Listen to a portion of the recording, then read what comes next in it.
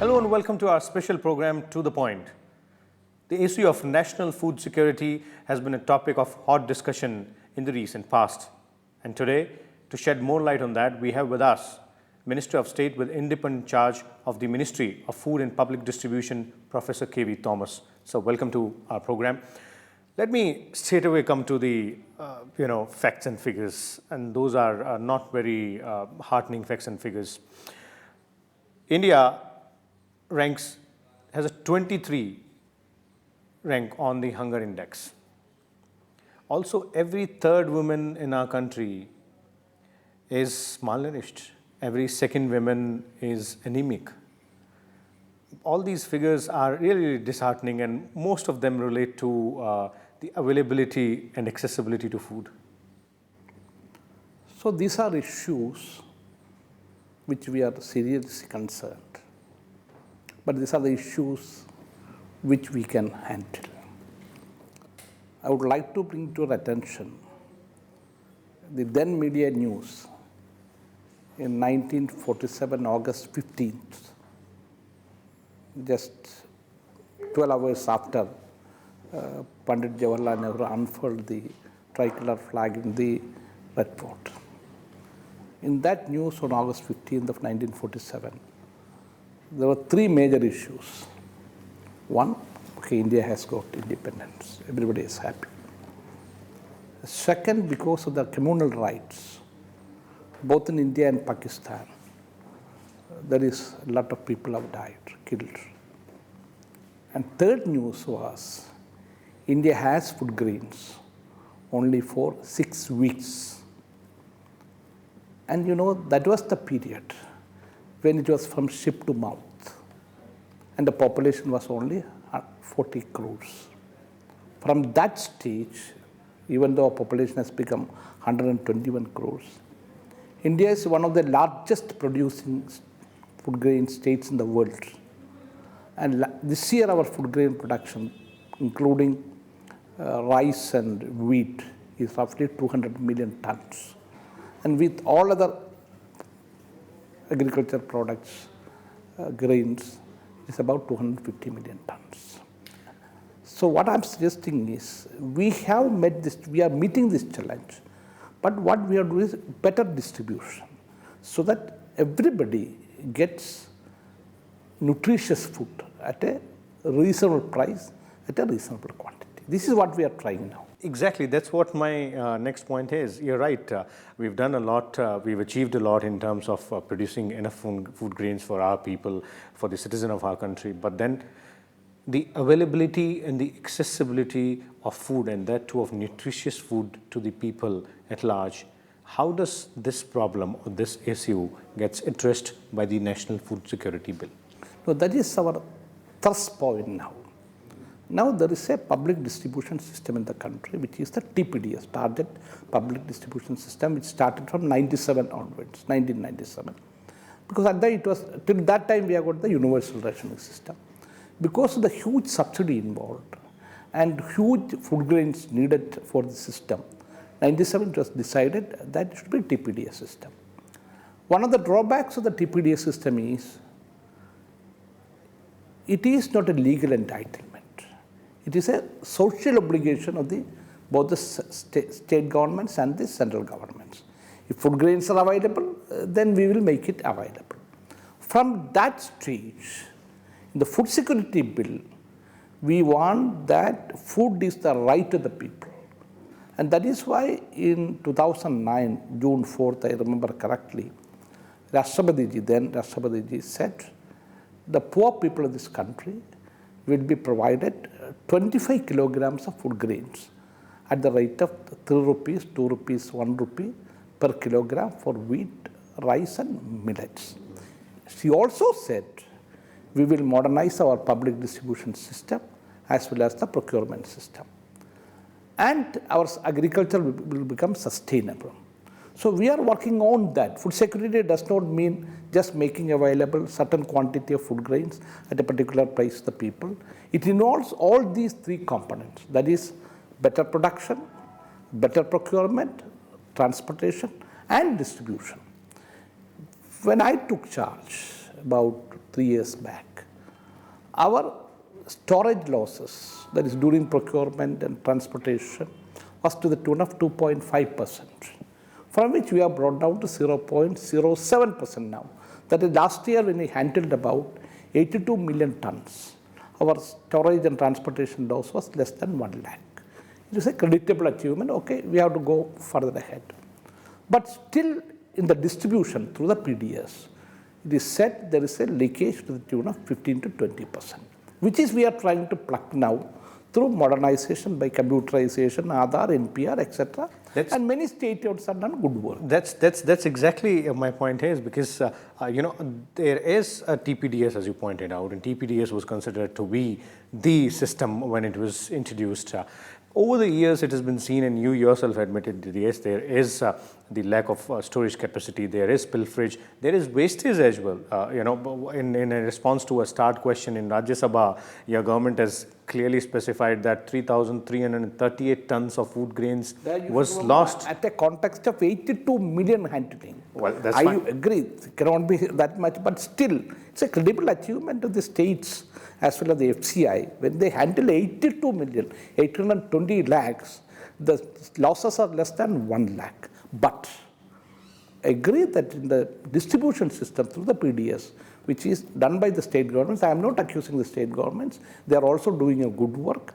But from 22 crores of ration cards, because we started modernization, it has come down to 16 crores. Because these were the bogus ration cards. So now our attempt, one of the thrust we are giving in the food security bill is modernize the PDS system, add more components into the PDS distribution system, computerize, and one point of time, when at least 90% of the consumers have got bank accounts, when the entire system is computerized and Aadhaar is implemented, we used to have a cash transfer system, which does not mean we are just going to give the cash. The present system of procurement, storage, and distribution of food grains will continue to the same system.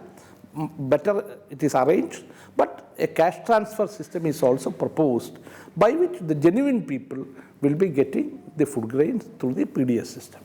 One very important question which is being raised on the provisions in the bill with respect to the public distribution system and the cash transfer system is that there seems to be an innate idea of doing away with the PDS system without putting an alternative in place, and questions are being raised as to whether the cash transfer system or the food coupon system will be like that. What we propose is, one, first strengthen our public distribution system, better procurement, storage, transportation, and distribution. That will be strengthened. Then all we will think about the cash transfer. Second is, at least 90% of the consumers should have the bank. What we propose is this. For example, now under the BPL system, I get 5 kilograms, 1 kilogram of rice at 5 rupees. That is the BPL price. When Government of India subsidies to the tune of 18, 19 rupees. So, but states are getting at 5 rupees. So, a ration shop wala, what he does, if I go there and give 5 rupees, he gives 1 kilogram. What we propose in the proposed cash transfer system is, everybody will have bank account. My component, economic compound is, if it is 24 rupees, and 5 rupees is the by which the consumer has to give his money, then it means 19 rupees is the central government contribution. So, we will put 38 rupees, double of that in the bank. Consumer can go take 19 rupees, put his 5 rupees, go to the ration shop, get 1 kilogram of rice. The center server will note that from such and such a shop, such and such a person has taken it. We will reimburse the ration shop wala. Again, this consumer can take 19 rupees. Suppose somebody takes 19 rupees, does not go and purchase. Okay, you can second time also you can take 19 rupees. He does not purchase, then his bank account will be squeezed, freezed. Suppose he wants to restart it. Okay, he can go again with his 19 rupees which you have already given, take his 5 rupees and restart it. So this is the proposal pilot scheme which we have started now. Looking at the success and failure of this scheme, then only we will go to the cash transfer system. Otherwise, unless until we are convinced that cash transfer system is ready for operation, we will not go to that. So the PDS system till the time will be fully in place and will be strengthened as No, well. I said the basic structure of the PDS will remain even when there is a cash transfer, because procurement will be there so that farmers are getting the MSP price, storage will be done by FCI, the transportation will be done by FCI, but the distribution will be done by the state governments through a better PDS system like using Aadhaar, NPR and end-to-end computerization. So they have to do all those things. We'll continue our discussion on the National Food Security Bill, and we'll obviously ask you about the other salient features of the bill and how it seeks to go ahead and address other issues. But before that, let's take a short break here. Welcome back. Professor K.V. Thomas is still with us. Sir, let's move on from the PDS system to the other provisions of the bill. Another criticism or another question which is being raised about the National Food Security Bill is with respect to the entitlement to children. It is being said that it is 2 steps forward and 1 step backward, because under an interim order from the Supreme Court, there were already several components which were made compulsory as far as entitlement to the children are concerned. In addition to the nutritious food, it has to be healthcare, it has to be proper education as well. But this bill only focuses on providing nutritious food. Is that not in contradiction to what is already in place or what is already being done through ICDS schemes? See, whatever is going on will continue. But it will be a legal entitlement. Now, if provisions are there, food grains are available, the system is there, these children, lactating woman, pregnant woman, newborn child will get all these facilities on some restricted district. This is all over the country. What we propose is the pregnant woman, the lactating woman, the newborn child, and the child up to the 8th standard, and the aged people will be provided locally cooked food, not somebody has manufactured, locally cooked food, according to the kilocalories, which is designated for each category, through a system approved by the state government. We will provide all the assistance, number 1. For the pregnant woman, we will provide 1,000 rupees for 6 months, that's 6,000 rupees for helping them. And this becomes their right, that is the difference. And we will ensure that when they are giving the prepared food, it is the locally cooked food under the supervision of the state governments as per the norms of the midday meal scheme or the schemes which are existing with the child and women's welfare. But this becomes a legal entitlement. So there is not going to be any overlap between the schemes which already exist, specifically the ICDS? No overlapping. This is being implemented in consultation with the various state governments as well as the central government departments. Another very important point is that in the preamble of the bill, or I must say the synopsis of the bill, the population is divided into 3 categories: the priority groups, the general groups, and others. Now, there is a thought that there is a lack of clarity in the exclusion error. Don't you think that will... So that we have looked into it. In the original bill, which we brought before the parliament, which was later sent to the standing committee, was like this. 46% of the rural population will be priority, which is equivalent to BPL. And coverage will be 75%. And 28% will be the priority in urban area, where coverage will be 50%. That means there will be a priority category, which is as per the present BPL. There will be a general category, which is equivalent to the APL, and then something excluded. But standing committee, with their own wisdom, after a lot of discussion, divided into 2 categories. One is priority, the other is excluded. Excluded is left to the state governments. In that, 50% of the urban area and 75% of the rural area will come under priority, which as a whole in the country will be about 67%. So 67% will be the priority sector and remaining will be 33% excluded system. So there will be only 2 categories. Then also we have decided after that, when the recommendation of the standing committee is whatever the states are getting now, that will be protected. So wherever states are getting more than, suppose, allocated in the proposed food security bill, we will protect them. And we can also help the state governments as the present APL system. The present APL system is the MSP derived, depending on the MSP. So depending on the food grain availability, we can still supply food grains to the states who want food grains. Okay, let me come to the 75% and 50% part of it. The bill still says up to 75% and up to 50%. Up to 75% in urban areas, rural areas, and up to 50% in urban areas. The extent of population which will be entitled to, food, right to food through this particular bill. Basically, it becomes 67%. It is for the states. What methodology they have to use?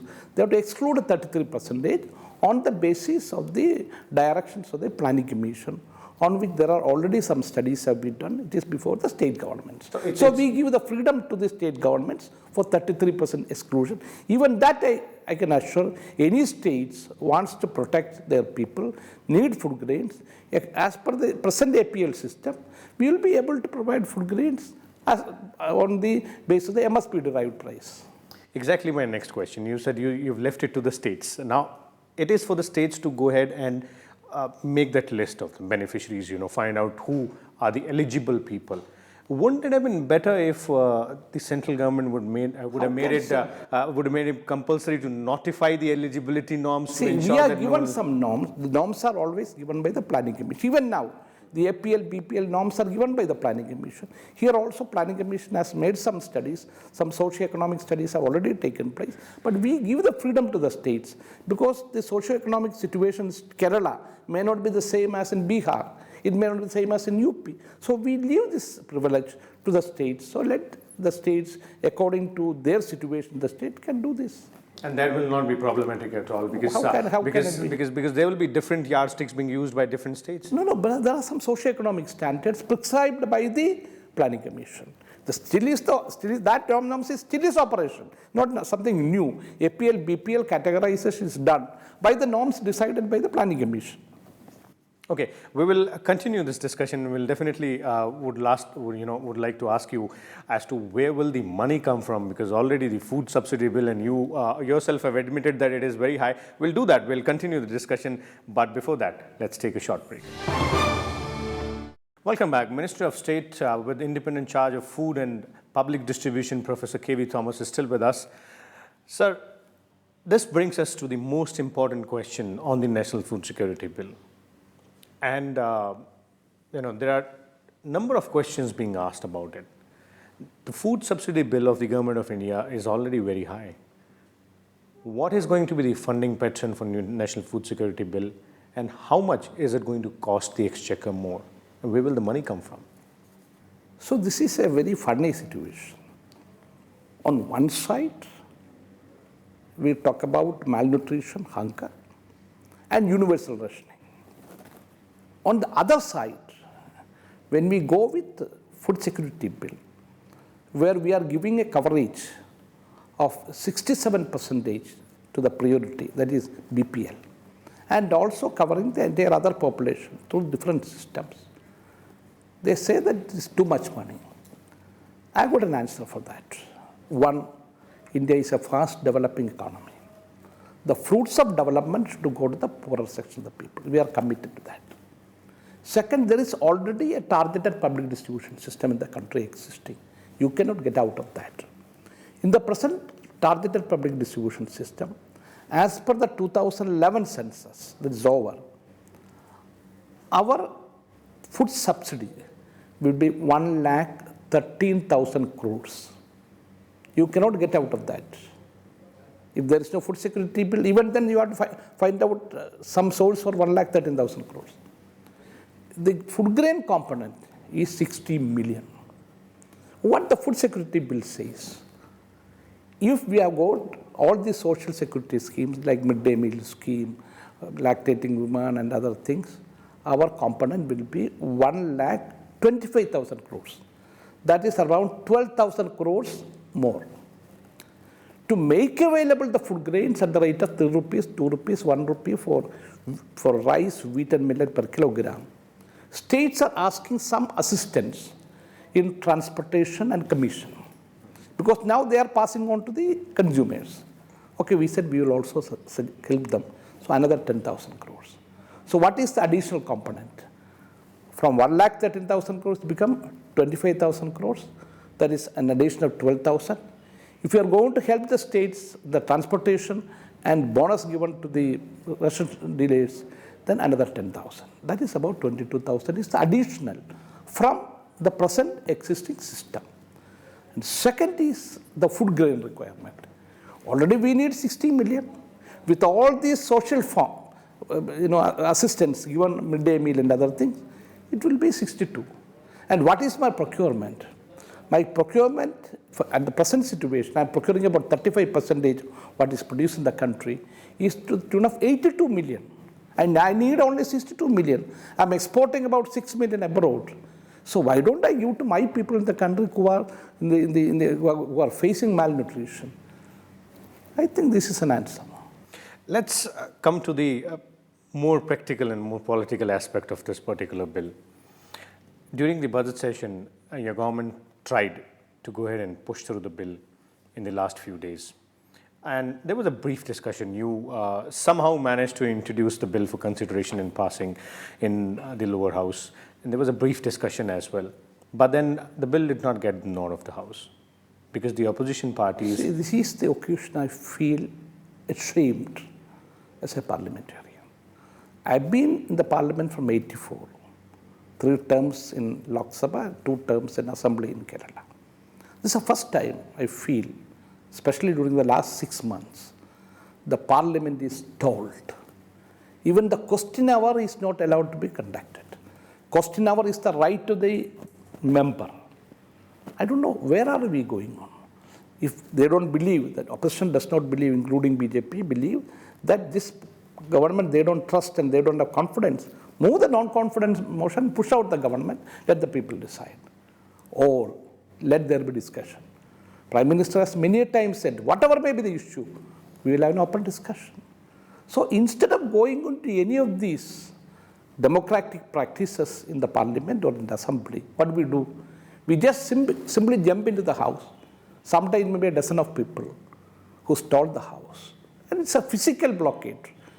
I think all the political parties, responsible political parties, should think about what is the mechanism. Is it just stalling the parliament, or there are not other democratic mechanisms to bring out the issues of the people? I am concerned with corruption taking place in the country. Okay, everybody is concerned. But what is the mechanism? There are some systems in the country. And in a democracy, the parliament is the supreme body and parliament should be allowed to function. Here, I come back to this bill. This bill is welcomed by everybody. In the standing committee, it was almost unanimous, except CPM says they want universal rationing. Otherwise, this is a bill which is unanimously supported by the standing committee. We accepted it. Even though our burden of the government is more, we accepted it. Then why don't they allow a discussion? We also wanted a discussion. It is true that at a dim situation, I have to move the bill. I didn't have any other order, but we also wanted that this should be discussed. That is why we did not push through. We gave ample time to all the political parties, including BJP, so that there is this. They say, we are ready for discussion, we want this bill, but we will not allow the House. So what's the future roadmap for the bill? Will you and your government wait for the monsoon session and bring the bill again for discussion, or are you guys going to bring an ordinance now? I have not thought of any of those things.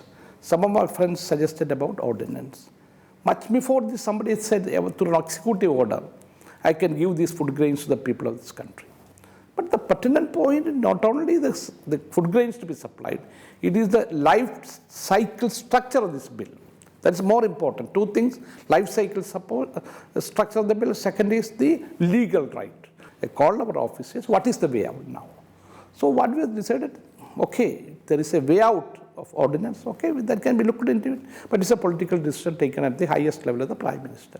Anyway, we have decided that the proposed amended bill, as suggested by the Standing Committee, we will send to the state governments. Comprehensive bill. Let states go through that and let them get prepared once the bill is passed in the parliament. So states should be ready because there are three components in this bill which we very often forget. One is a sustainable production. That means we have to give substantial support to agriculture. We have to make substantial investment. Second, a better procurement, as you said. Then you should have storage facilities. Then a better distribution system. Then third part is the legal entitlement. So this bill have these three important components on which not government in India cannot do it alone. It is the state governments who have to support us. So we are with the state government. Somebody asked me what you are doing for 4.5 years. We have been working. When I took charge, we had only 55 million tons capacity. It has gone to 75 million tons. We have been in rapport with the state government, so they also get ready for implementing this once it is being passed.